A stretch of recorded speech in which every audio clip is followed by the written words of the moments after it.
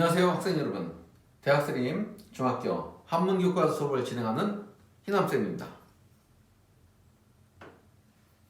자, 오늘의 학습 단어는 제19과 행복한 과정 2차 시학습을 진행하도록 하겠습니다. 학습 목표를 보겠습니다. 첫째, 한자로 이루어진 성어의 의미를 이해하고 맥락에 맞게 활용한다. 둘째, 한자로 이루어진 일상용어를 맥락에 맞게 활용한다. 그래서 이번 시간에는 성어와 일상용어에 대해서 학습하도록 하겠습니다. 자, 먼저 성어를 봅니다. 첫 번째, 백년가약. 백년가약. 둘째, 골육상제. 골육상제 보겠습니다. 자, 백년, 100백이니까 그대로 백년입니다. 백년. 자, 가짜. 가는 아름다울 가짜입니다. 아름다울 가짜예요. 아름다울 가. 약자는 약속 약자입니다. 약속. 그래서 가약하면은 뭔가 아름다운 약속이 됩니다. 아름다울 가 약속. 그럼 100년은 그대로 시간 100년입니다. 그러면 100년의 아름다운 약속이죠. 100년이라는 것은 뭡니까? 사람이 뭐 지금은 100세 이상 살지만 거의 지금도 100세 이상 산다 아니요 거의 그렇게 흔한 일이 아니죠. 거의 없는 일이죠. 옛날에는 뭐 말할 것도 없었습니다. 100년은 여기서 평생 동안이란 말이 되겠습니다. 내가 살아생전 동안 이런 뜻입니다. 그래서 평생 동안의 아름다운 약속입니다. 무슨 약속이냐? 부부가 되어서 평생을 함께 하겠다는 아름다운 약속을 백년가약이라고 합니다. 그래서 요새 결혼식으로 하면 백년가약을 맺었다 이렇게 말을 합니다. 자, 활용 예문을 보겠습니다. 경수와 민지는 10년의 사랑 끝에 오늘 뭐를? 백년가약을 맺었다. 이 말은 오늘 뭐를 했다? 결혼을 했다. 이런 말이 되겠죠. 결혼을 했다. 자, 결혼 한자로 써보겠습니다. 맺을 결자에다가 혼인 혼자를 쓰면 되겠습니다. 이렇게요. 이렇게 쓰면 되겠습니다. 다음 보겠습니다. 골육상쟁. 골육상쟁인데요. 골, 뼈 골자입니다. 육, 고기 육자예요. 자, 골자는 뼈 골자고 육자는 고기 육자인데 사람의 고기는 살이죠. 그래서 뼈와 살입니다. 뼈와 살. 그다음에 상쟁은 쟁자가 다툴 쟁자입니다. 다툴 쟁. 그래서 상쟁하면 서로 다투다라는 말입니다. 자, 그럼 여기서 고육, 뼈와 살이라는 것은 뭐냐면 뼈와 살을 나눈 사람입니다. 뼈와 살을 같이 나눈. 다시 말하면 이 고육이라는 단어는 형제라는 의미입니다. 형제, 친척을 우리가 고육이라고 말합니다. 자, 그래서 형제나 친척 간에 서로 다투는 것. 그래서 부모, 형제나 가까운 친족끼리 다투는 것을 고육상쟁이라고 합니다. 이른바 우리가 한국전쟁 6.25라고 하는 것은 같은 민족끼리의 싸움이죠. 같은 민족끼리의 싸움입니다. 그래서 고육상쟁이라고 일컬을 수 있겠습니다. 더 이상 우리에게 고육상쟁의 비극이 있어서는 안 된다. 그래서 형제 간의 다툼, 친척끼리 다툼, 민족 간의 다툼을 우리는 고육상쟁이다 라고 보면 되겠습니다. 다음 성어를 보도록 하겠습니다. 풍수지탄, 혼정신성, 가화만사상 보도록 하겠습니다. 자, 풍수지탄입니다. 바람풍, 아까 배웠죠? 우리 1차 시에서 배웠습니다. 나무 숫자 바람풍입니다. 지는 뭐뭐이고요. 탄식할 탄자입니다. 자, 나무에 바람이 불어오는 탄식이란 뜻입니다. 자, 그런 이 말은 우리 아까 배웠던 문장을 다시 한번 상기하고 가도록 하겠습니다. 자, 여기 한번 보시죠. 우리가 1차 시에서 배웠던 문장 이걸 살펴보도록 하겠습니다. 수욕정 이풍부지. 나무입니다. 나무 숫자죠. 나무 숫자로 배웠습니다. 수. 나무는 욕, 우두라고 그랬죠. 생각 잘 해보십시오. 1차 때 우두. 정자 고요할 정이라고 했습니다. 고요할 정. 그래서 어떻게 한다? 욕, 정 하면 나무는 고요하고자 한다. 그러나 풍부지, 바람이 그치지 않는다. 그칠 진짜죠. 나무는 가만히 있고자나 바람이 그치지 않는다 라는 뜻이고요. 대를 이룬 문장 보겠습니다. 자식은 부모님을 봉양하고자나 세월이 부모를 기다리지 않는다. 여기 있습니다. 자, 자식 자자죠. 욕하고자 할 욕자입니다. 양, 기를 양자입니다. 그래서 이건 뭡니까? 자식이 욕하고자 한다. 뭐를 하고자 합니까? 양. 이때 양은 부모니까 뭐라고 한다? 봉양하고자 한다. 그랬죠? 봉양하고자 한다. 자식이 봉양하고자 한다. 그러나 어버이가 이걸 짠 대자라고 그랬죠? 어떻게 한다? 기다리지 않는다. 세월이 흘러서 노쇠하고 돌아가시게 된다. 이런 얘기죠. 그래서 여기에서 뭐와 수욕정이 풍부지에서 요 풍자와 자용량이 친부대라고 되어 있는데 요것은 실제적으로 비유한 말이고 요 풍자와 여기 숫자를 따와서 요 두 개를 가져와서 풍수 어떻게 합니까? 나무에 바람이 불어서 나무가 흔들리지 않을 수 없는 것에 대한 탄식. 그래서 나무가 흔들리는 것에 대한 탄식. 다시 말하면 세월이 흘러서 부모님을 보살필 수 없는 것에 대한 탄식을 나타나는 말로 성어로 사용하게 되었습니다. 그래서 이 말은 나무에 부는 바람을 보며 하는 탄식으로 뭐를? 효도를 다하지 못한 채 어버이를 여윈 자식의 슬픔이다. 전부 지우고 여기 핵심을 보시면 되겠습니다. 효도를 다하지 못한 채 어버이를 여윈 자식의 슬픔을 뜻하는 말입니다. 자, 왜? 내가 효도하고자 했습니다. 그러나 세월이 흘러서 부모님이 돌아가신 다음에 자식이 한탄하는 모습입니다. 그래서 효도를 다 하지 못해서 하고자 해요. 그런데 어버이를 여윈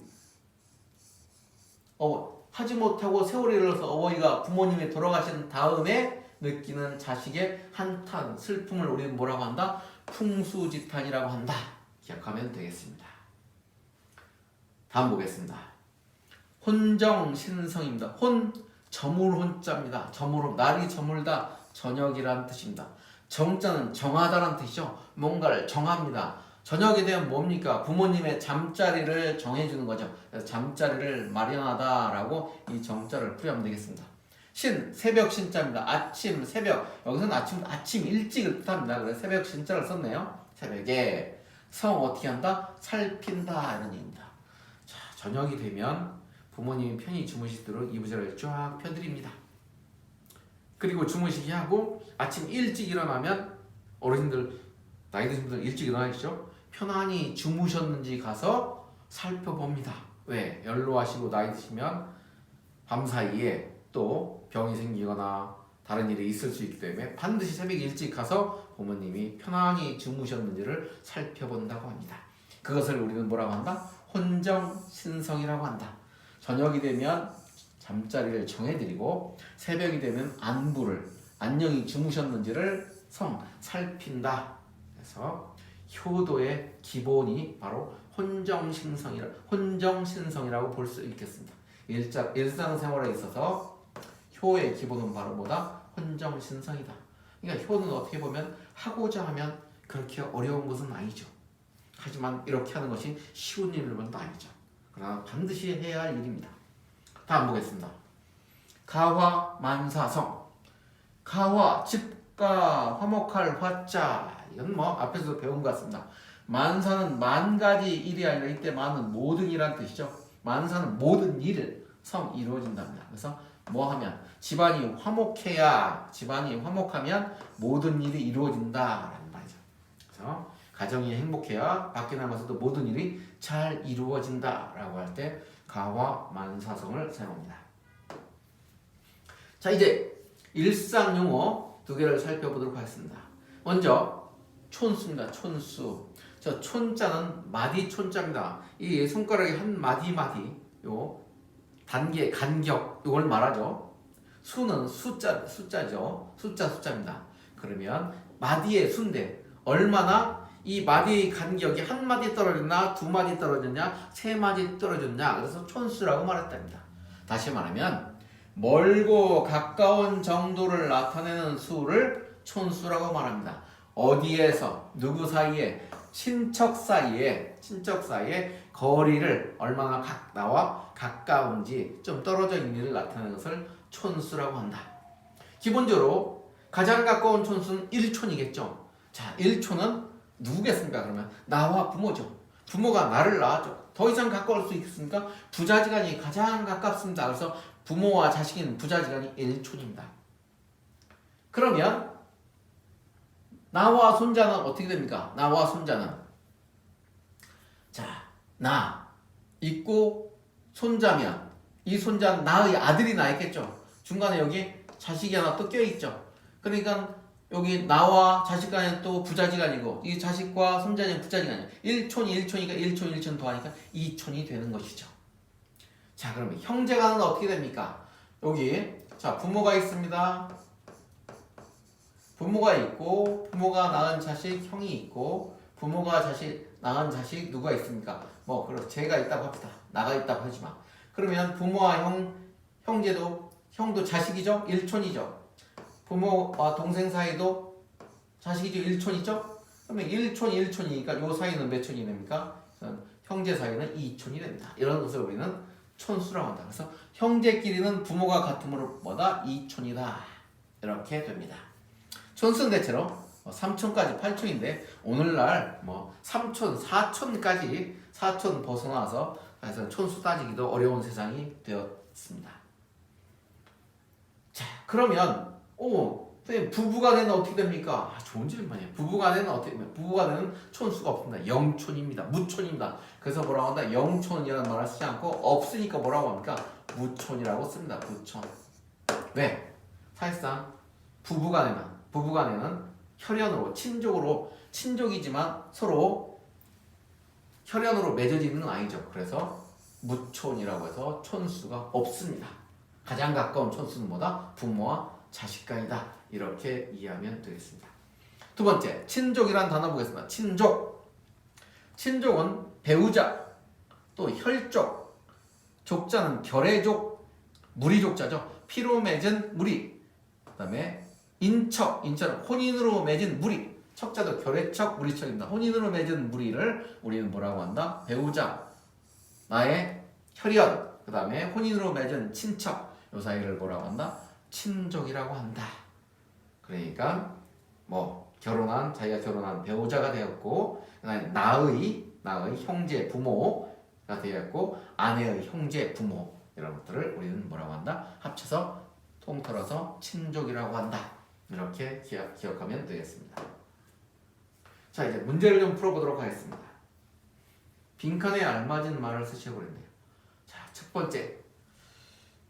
이렇게 나와 있고 뼈와 살을 나눈 사람 그랬네요. 뼈 골자죠. 고기육자죠. 고륙이 바로 뭡니까? 뼈와 살을 나눈 사람이죠. 뼈와 살이죠. 상징은 서로 다툰다는 뜻입니다. 뼈와 살을 나눈 사람이 다투는 것이죠.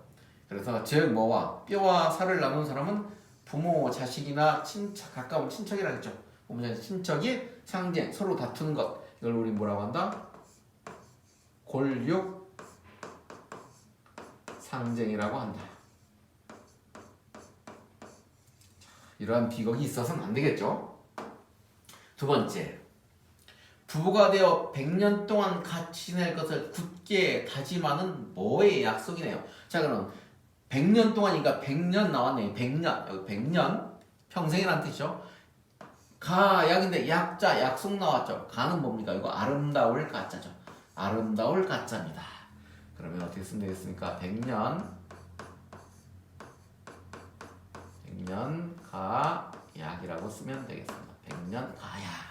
그러면 100년 동안, 평생 동안 함께할 것을 다짐한 무슨 약속? 가짜가 아름다울 가짜니까 아름다운 약속이라고 쓰면 되겠습니다. 그래서 결혼만큼 아름다운 것도 없는 것이죠. 그 다음 보겠습니다. 풍수지탄. 자, 풍자 나왔습니다. 바람풍자죠. 수는 나무 숫자입니다. 어주사고요. 탄식입니다. 나무에 바람 부는 것에 대한 탄식이죠. 이 말은 나무가 흔들리고 싶지 않은데 바람 불어서 흔들리듯이 내가 부모님을 늦게 나중에 잘 봉양하려고 했는데 부모님이 하려고 했는데 부모님이 세월이 흘러서 돌아가시거나 노쇠해버렸죠. 노쇠해버리고 돌아가셔서 안 계시겠죠. 그래서 돌아가신 다음에 효도 못한 것에 대한 탄식을 바람 맞고 있는 나무를 보면서 생각한 것이죠. 나무에 부는 바람을 보며 하는 탄식입니다. 아, 저 나무가 가만히 있고 싶은데 바람에 흔들렸듯이 우리 부모님도 내가 나중에 봉양하려고 했는데 세월이 흘러서 돌아가셨단 말입니다. 그래서 효도를 다하지 못한 채 어버이를 여윈 누구의 자식의 슬픔이 되겠습니다. 이게 바로 뭐다? 풍수지탄이다. 자, 그러면 이제 19과 과제를 제시하도록 하겠습니다. 교과서 141쪽을 참고해서 친척 5명 이상을 제시하고 그 촌수를 써주기 바랍니다. 아까 얘기했죠? 촌수는 부모와 자식 간의 1촌이고 형제 간의 2촌입니다. 그러면 또 어머니의 동생 또 아버지의 형제와는 어떻게 되는지 촌수를 더해서 따져보면 되겠습니다. 5명 정도 기록하고 그 촌수를 명기해 주세요. 대표적으로 여러분들 삼촌 떠올리면 누가 삼촌인지 한번 기록해 보기 바랍니다. 두 번째 과제입니다. 교과서 142쪽 빈칸에 부모나 형제를 소개하는 문장, 부모나 내 부모님이나 형제의 좋은 점을 소개하는 문장을 쓰는데 성어나 짧은 문장을 활용해서 작성해 주기 바랍니다. 이를 통해서 성어 단문을 좀 활용하는 습관을 길렀으면 좋겠습니다. 이상으로 제19과 행복한 가정 2차 시학습을 모두 마치도록 하겠습니다. 여러분 고생했습니다.